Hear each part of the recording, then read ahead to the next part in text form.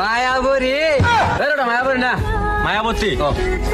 মায়াবতী তোমাকে যে পেয়েছে সে গর্ভবতী। আরে গর্ভবতী না, ওটা ভাগ্যবতী। ও ভাগ্যবতী। তোর বাড়ি ছাইরে আমি চলে গেলাম, খবরদার মনের ভুলে আমারে ফোন দিবি না। পুরো গরম তোমারে সহ্য করছি শীতের অপেক্ষায়, এখন তুমি আমারে ছাইরা চলে যাবা? তোমার মতো স্বামী সংসার করার থেকে জাহান্নামে থাকা ভালো। তুমি আমারে ছাইরা যাইও না, সামনে শীত আসতেছে, তোমারে ছাড়া থাকতে পারবো না। বাবু আচ্ছা বেবি, সত্যি করে একটা কথা বলো তো, তুমি আমাকে কত ভালোবাসো? আমি তোমাকে এতটাই ভালোবাসি, এই মনের ভিতর শুধু তোমাকেই রেখে দিয়েছি। ওরে আমার বাবুটা, মন থেকে বের করে অন্য কোথাও রাখবা না তো? তুমি সবসময় শুধু আমার মনের ভিতরেই থাকবে, কারণ ঘরের বউ তোমাকে ঘরে ঢুকতে দিবে না। শোনো বৌমা, তুমি কিন্তু আমাদের বাড়ির বৌমা না, তুমি কিন্তু আমাদের বাড়ির মেয়ে। আর শোনো, আমাকে শাশুড়ি মা না, আমাকে নিজের মা মনে করো। আর আমাকেও শ্বশুর বাবার কোনো দরকার নেই, আমাকেও নিজের বাবার মতো মনে করবে। ও বাবা, ও মা, ওই দেখো দাদা চলে এসেছে।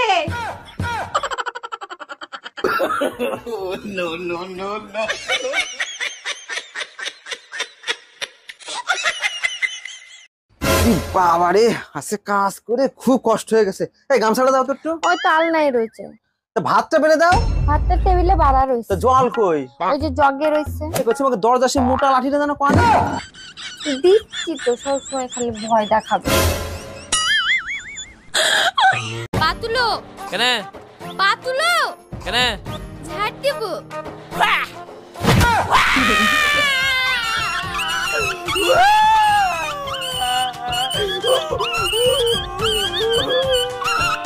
নেক্সট কে আছেন? তাড়াতাড়ি ভেতরে আসুন। হ্যাঁ ম্যাডাম, আমি। তা বলুন, আপনার প্রবলেমটা কি?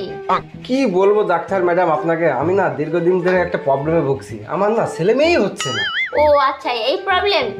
আপনি কি একা এসেছেন? হ্যাঁ ম্যাডাম, আমি তো একাই এসেছি।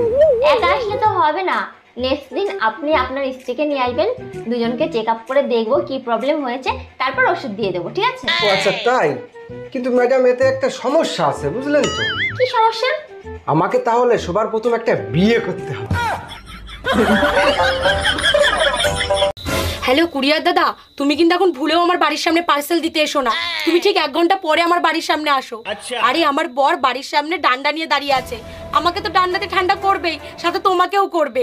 হ্যাঁ, তুমি কিন্তু ভুলেও আমার বাড়ির সামনে এসো না। আমি তোমাকে খুব ভালোবাসি, তুমি আমাকে বিয়ে করবে? আমি কিন্তু অনেক গরিব, আমার সাথে থাকতে পারবে তো? হ্যাঁ, আমি থাকতে পারবো। আমার জীবনে যদি সমস্যা আসে তাও থাকতে পারবে?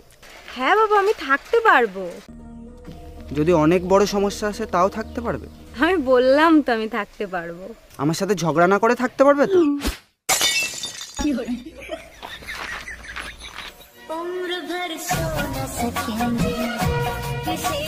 এ ভাই, মনটা আজ ভালো নেই, চল মদ খাই।